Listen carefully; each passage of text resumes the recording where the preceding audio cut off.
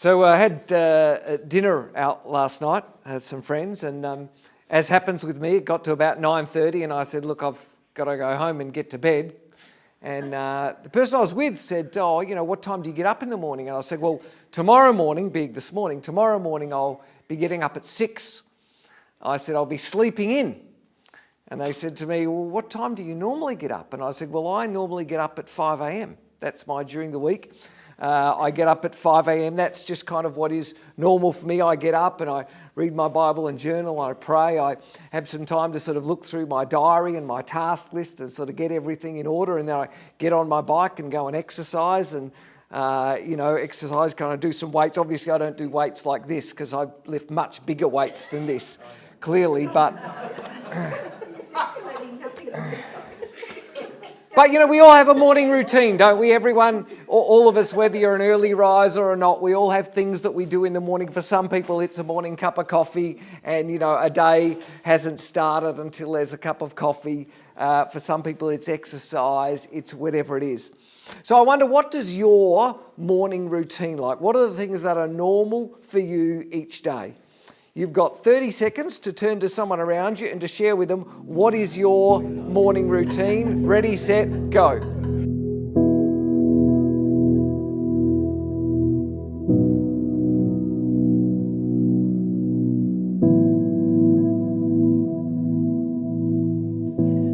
We all have routines, don't we? We all have things that are normal for us, and maybe you heard in someone else's life, they do things quite differently from you in the morning. Maybe they wake up at a quite different time, or there are key things in their morning that are quite different. We all have routines. We all have things that we do in our life that are completely normal for us. They're the way life works for us, but they might be quite different for other people. We're in the final week of a series that we're calling Best. We're asking ourselves, how can we live our best life in 2024? Because you said, whether you've made New Year's resolutions, whether you've broken New Year's resolutions or not, there's one goal that we all have for 2024. We all want this to be a good year. In fact, we all want this to be a great year. If we're really honest, we'd all love to think that this would be our best year yet. And so in this series, we're asking ourselves, what can we do to make this our best year yet? Is it just blind luck, circumstances that happen to us, or are there things that we could do? Wouldn't it be great if there was a book that you could read, or a YouTube video you could watch, a podcast you could listen to? I mean, imagine if there was someone who knew with certainty how to make this year your best year yet. Jesus talked a lot about how to live your best life. Because sometimes we forget that Jesus was surrounded by regular people just like us. He spent his time talking to regular people just like us who had all of the same sorts of worries and stresses and concerns in their life. We've been reading Matthew 6, the end of Matthew 6 over this series, where Jesus talks to those around him and he says, Matthew 6:25, don't worry about your life. Verse 27, can any of you, by worrying, add a single hour to your life? And we've said right from the get-go, like no one ever worried themselves into a great year, did they? And then our key verse for this series, Matthew 6:33, where Jesus says, seek first, instead of worrying, seek first his kingdom and his righteousness, and all these things will be given to you as well. It's his way of saying, seek first his kingdom and his righteousness, and all the other stuff that you stress about will find a way to sort itself out. And we've been talking in this series about what it means to seek him first. We've been talking about centering our lives around God. We've talked about the difference between living a life that has God in it as one of many things, the difference between that kind of life and living a life that is centered on God. Living a life that recognizes that God is the center of everything, that God is literally the center of all life.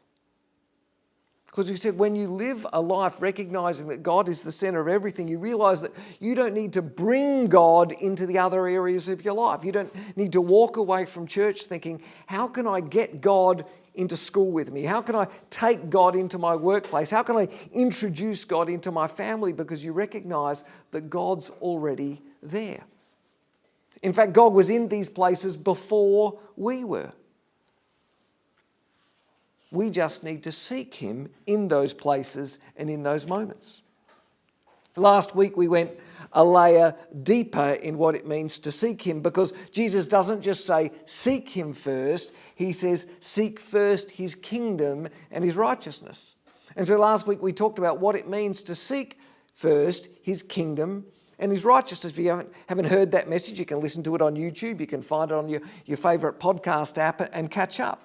We talked about the difference between seeing God's kingdom, the way that God wants to make the world, but between seeking God's kingdom and between a life that seeks our own kingdom, that seeks the world to be the way that God wants it to be rather than the way that we want it to be. We talked about seeking His righteousness, saying that we're called, that Jesus is talking about living a life that is doing the right things by God, rather than living a life that's about doing the right things by me.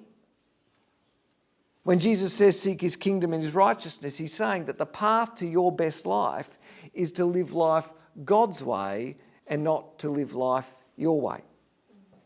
And this week I want to go another layer deeper and ask, well, how do we seek Him? I mean, what does it actually look like? Because it's fine to say that we're going to seek God first when we're in church. It's fine to talk about seeking His kingdom and His righteousness when we're together in this place.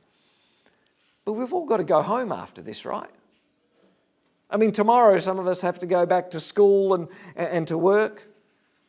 This week there are all the normal things that happen in our week. We're getting together with family, we're having lunch with friends, we're playing sport, we're going to the movies, we're doing all of those things. How do we seek God daily in a life like that? What does it look like to seek Him first in my normal, everyday life? What do I actually have to do? Luke tells a story of a day that Jesus dropped in on some of His friends. Mary and Martha and Lazarus, two sisters and a brother, they lived in a small town of Bethany. It was a tiny little town only about 2 miles out of Jerusalem. Sat right on the outskirts. You could literally see Jerusalem from Bethany.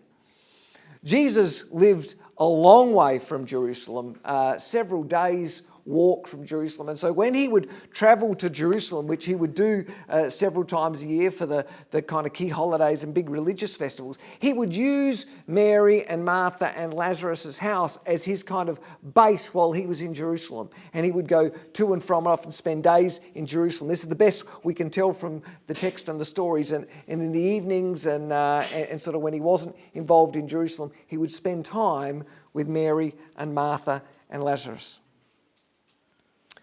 One day He dropped in on them. It seems like He may have dropped in on them unannounced, and this is the way that Luke recounts the story. Luke 10, beginning verse 38. Martha opened her home to Him, talking about Jesus. She had a sister called Mary who sat at the Lord's feet, listening to what He said. But Martha was distracted by all the preparations that had to be made.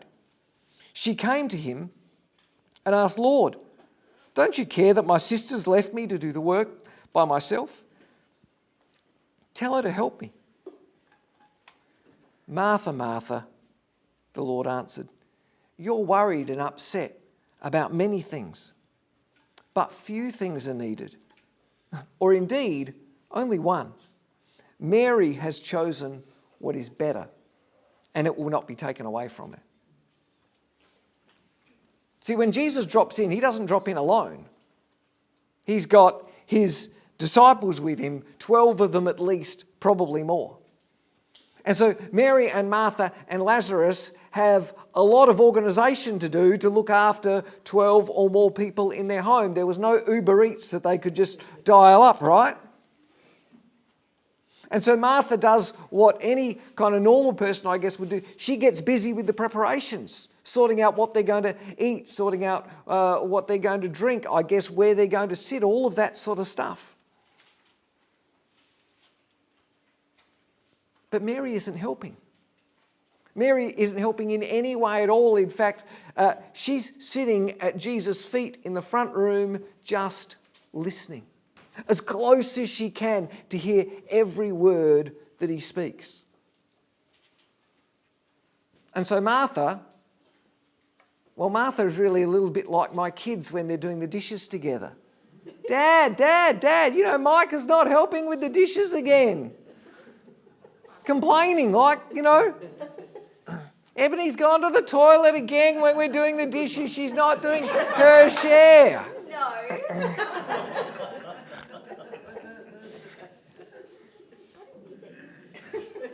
Jesus responds, he says, Martha, Martha, Martha. You're worried and upset about many things. It's his way of saying, you are stressing about a whole stack of things. But right in this moment, there aren't actually a whole lot of important. In fact, there's really only one important thing in this moment. And Mary has chosen that one most important thing. Luke includes this story in his biography of Jesus because he wants people to know that in this moment, the most valuable thing that people could be doing is sitting at the feet of Jesus. And Luke wants people to know that because Jesus wanted people to know that. When John wrote his biography of Jesus, he remembers Jesus saying this, John 15. I am the true vine, and my Father is the gardener. He cuts off every branch in me that bears no fruit, while every branch that does bear fruit, he prunes so that it will be even more fruitful. You're already clean because of the word I've spoken to you. Remain in me as I also remain in you. No branch can bear fruit by itself. It must remain in the vine. Neither can you bear fruit unless you remain in me. I'm the vine and you are the branches.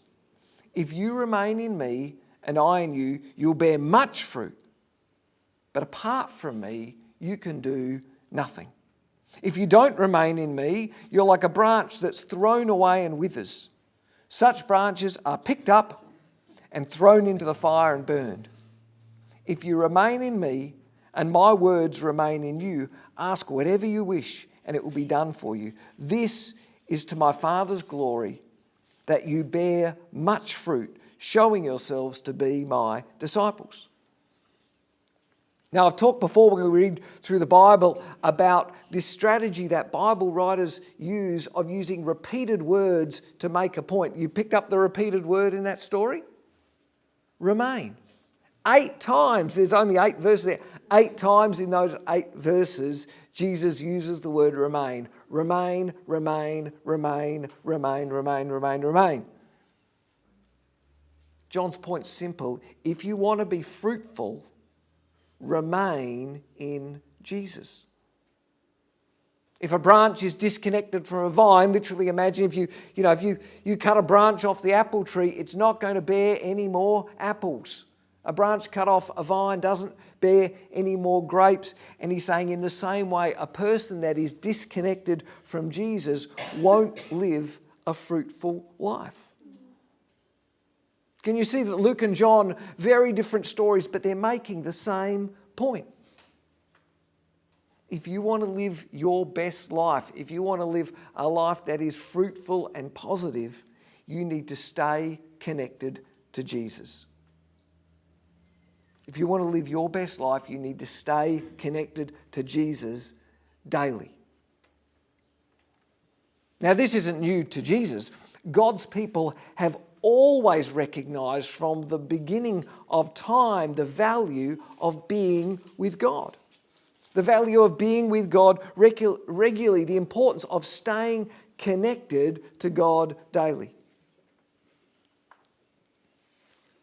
And from the very beginning of the story of God's people, there have always been 2 key ways that people have stayed connected to God, that people have sought when they've talked about seeking God first, there have always been two ways that people have sought to seek him first.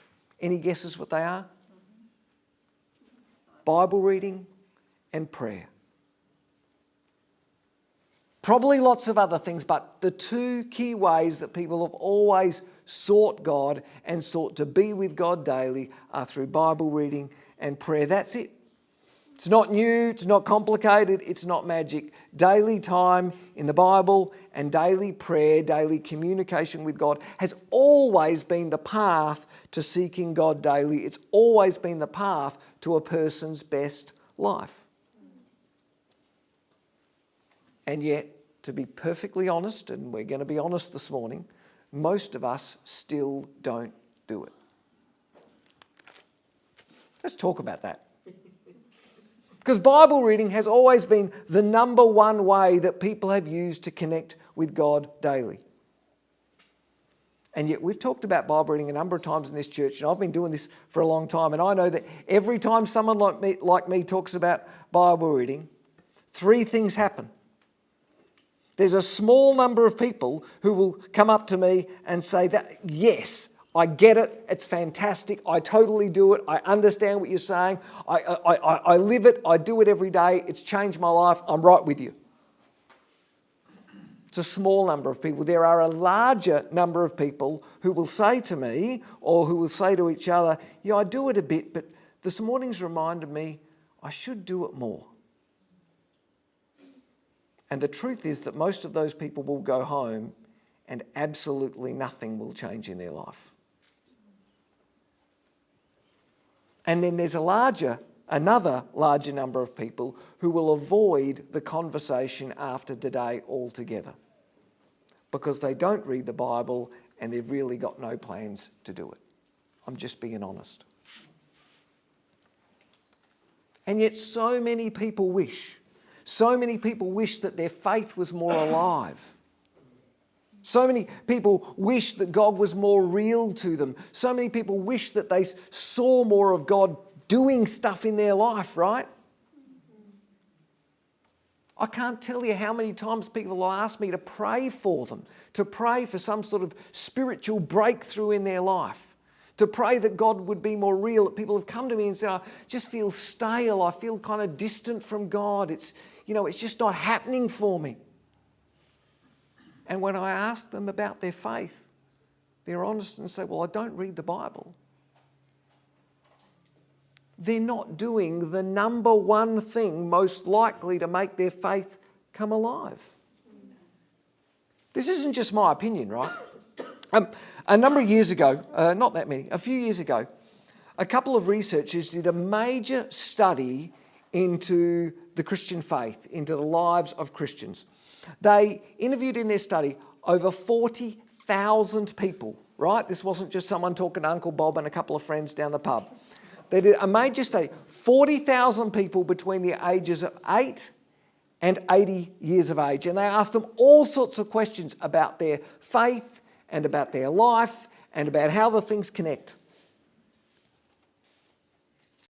And what they were interested in this study, they were interested to work out what impact Bible reading had on someone's life. They didn't tell them that in the study. They just asked them a whole lot of different questions.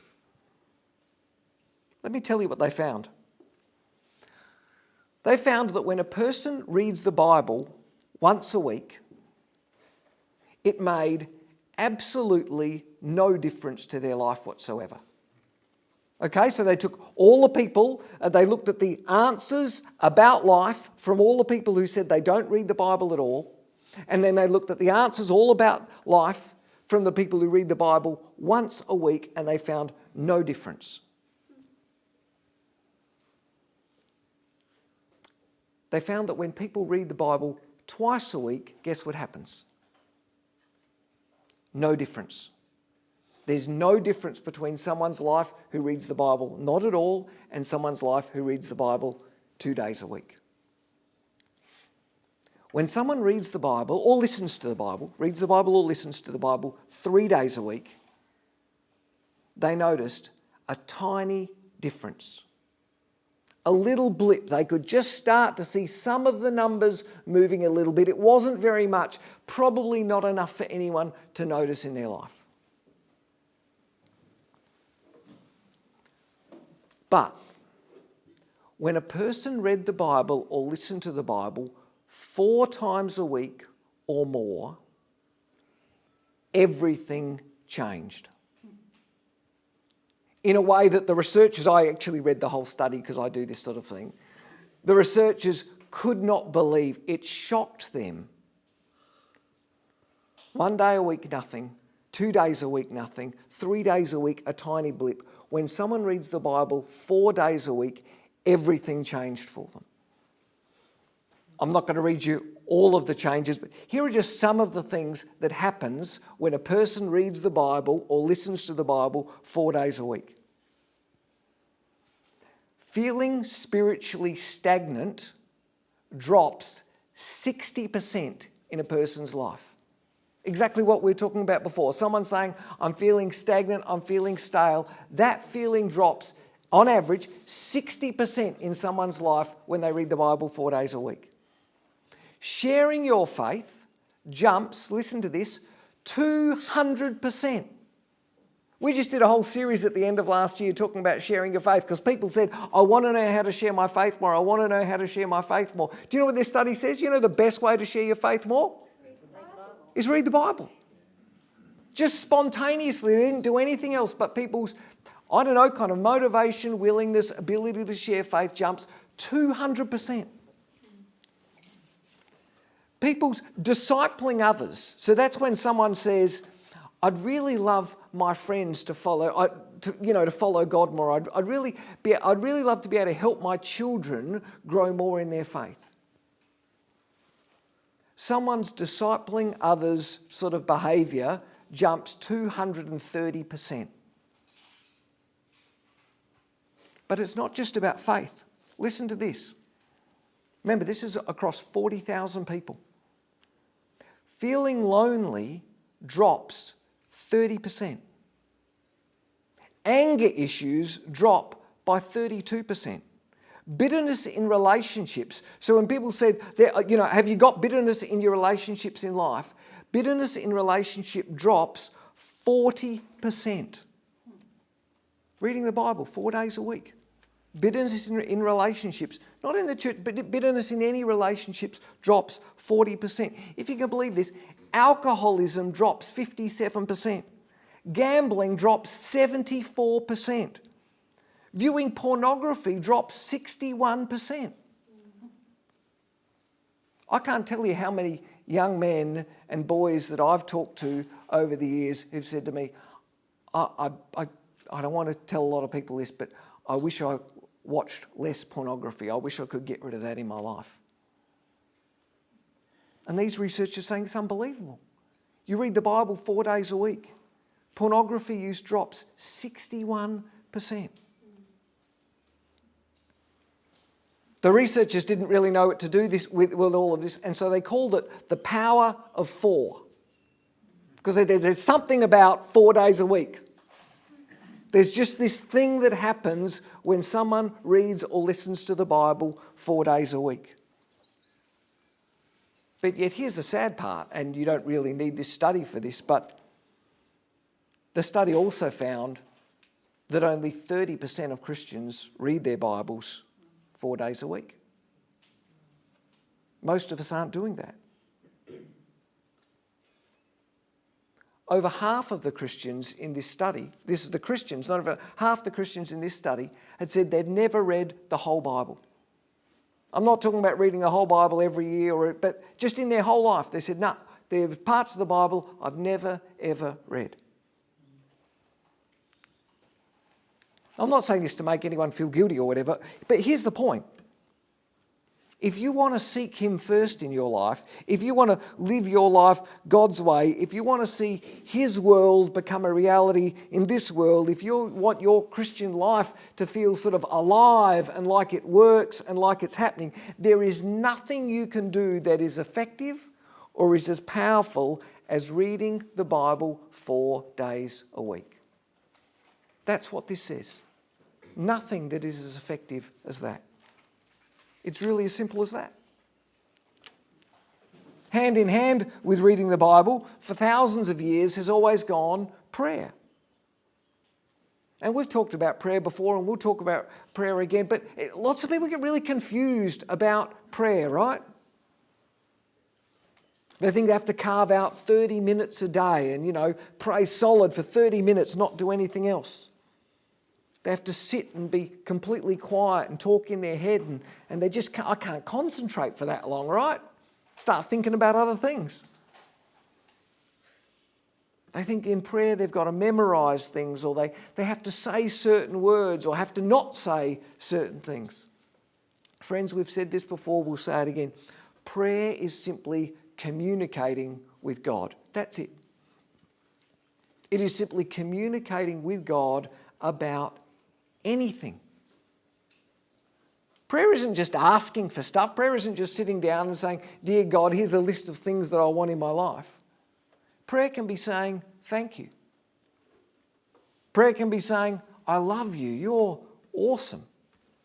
Prayer can be saying, "I'm sorry." Prayer can be not saying anything at all and just listening. Prayer can even be complaining and getting angry. Prayer is simply communicating with God regularly about anything. 2,000 years ago, Jesus told Martha that Mary chose the best option when she chose to just sit at his feet and listen to what he was talking about. Paul told the church in Colossians 4 to devote yourselves to prayer. 1 Thessalonians 5:17, pray continually, and I could go on. The Bible is full of people encouraging others to pray more and to pray passionately and to pray continually. That advice hasn't changed for 2,000 years. You want to live your best life? Seek Him daily. Seek Him daily in the Bible, seek Him daily in prayer. Make it a part of your regular routine. Make it as normal for you as a cup of coffee in the morning or as your daily exercise. Now, I said before, I'm not saying this to shame anyone. I'm not saying this to make anyone feel guilty. And I've got to be honest, this is deeply personal for me because I want more than anything else for you guys to live your best year in 2024. I want nothing more than for you guys, and for anyone I know, just to know God fully and to experience Him fully and to experience the wonder of a life with God that just sort of hums, that just works. And we're talking about this because this is simply the best way for that to happen. Does that make sense? And it's too important not to talk about. And it's so easy in churches and amongst Christian people not to talk about this, or at least not to talk about it as bluntly as I've talked about it today, because we don't want to offend anyone, We don't want to put anyone out. We don't want anyone to kind of feel guilty or awkward because, Matt's putting them on the spot and making them talk about Bible reading and prayer. But this isn't my idea, right? This isn't my sort of opinion of things. I'm not just talking to you about a book that I read last week or a podcast I've listened to. This has been the story of God's people for thousands and thousands and thousands of years. In fact, it's probably true to say this has really been the only story of God's people as it goes to connecting with the God who created them. It's always been this way. There's no other story. This is the words of Jesus. Jesus talked about this sort of stuff all the time. The writers of the New Testament, Paul and Peter and James and Luke, talked about this stuff all the time. And as we saw, modern day research backs this up. finds the same things. What a surprise, 2,000 years later, fancy researchers interview 40,000 people and they find the same thing that people were talking about 2,000 years ago. You want life? Read this book. You want life? Pray continually. Seek him first, said Jesus. Seek his kingdom and his righteousness. Seek his way of doing life and of being in the world, not your own. Connect with Jesus daily. Part of your daily routine, as I said, like a cup of coffee and like morning exercise. Like reading the paper. Like picking up your phone and scrolling through Facebook and seeing what happened overnight. Connect with Jesus daily, and quite simply, the best way to connect with Jesus daily is through Bible reading and prayer. We're going to jump into small groups in a minute, as we always do here. And again, since we're on the honesty trail this morning, I know that it's so easy to talk about how difficult this stuff is. I've done it myself. I get it, but I'm so busy. I'd love to pray, but I just find I can't concentrate. I'm just not a reader. I just don't understand the Bible.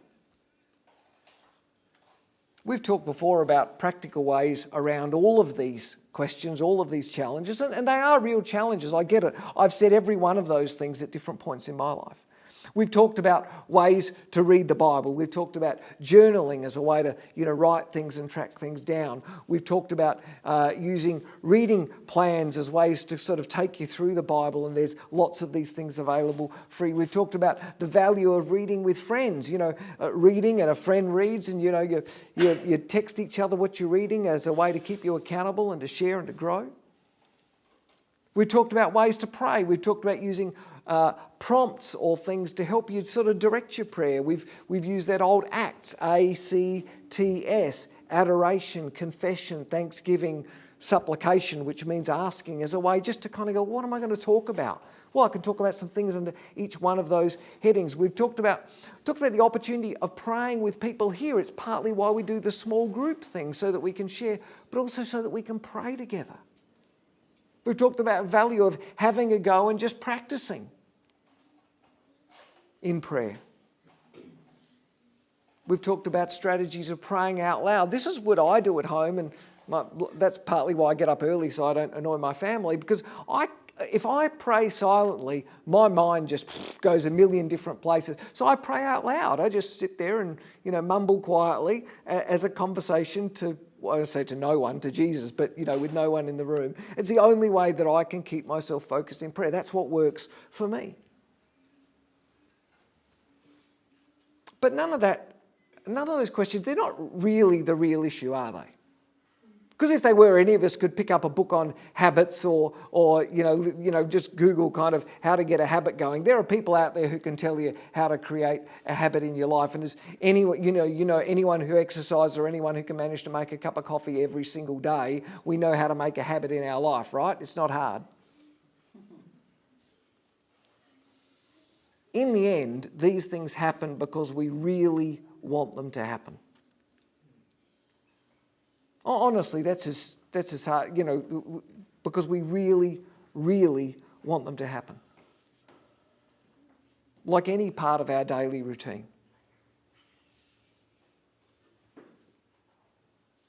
I want this stuff for you guys more than anything, but I can't make this happen for you. This series is teaching us all what Jesus says is the path to us living our best life. But honestly, it's all just words in church unless we do something about it. And that's the choice for all of us, right? So as we kind of wrap up this series, if you want to live your best life in 2024, the path is clear. I think we've seen Jesus makes the path pretty clear. And now the choice is up to us as to whether we want to walk this or walk somewhere else. Let me pray. Father, thank you for your goodness and your grace upon us. Thank you for your words, for your encouragement, to those who stood around you 2,000 years ago. Thank you for the way that lands for us and for the things we can learn about it. Thank you for your word, that we've got words to read and to listen to, the words of life from you. Thank you for prayer, the opportunity to talk with you, to listen to you, to communicate with you on a daily basis. And Father, I pray for people sitting here now. I thank you for those people sitting here now who know I get this stuff, I do it, and it's life for me. And I pray for those of us who aren't quite there yet. We pray sometimes, we read a bit. We want to do more. There's a part of us that knows we should do more, but we're not doing it. And Lord, I pray that for those of us seeking to live our best life in 2024, that today might be a day when we draw a line in the sand and say, you know what? This is going to be a part of who I am. This is going to be a part of the way that I live, that I will live a life that seeks Him first. That's my prayer over this church, and I pray it in Jesus' name.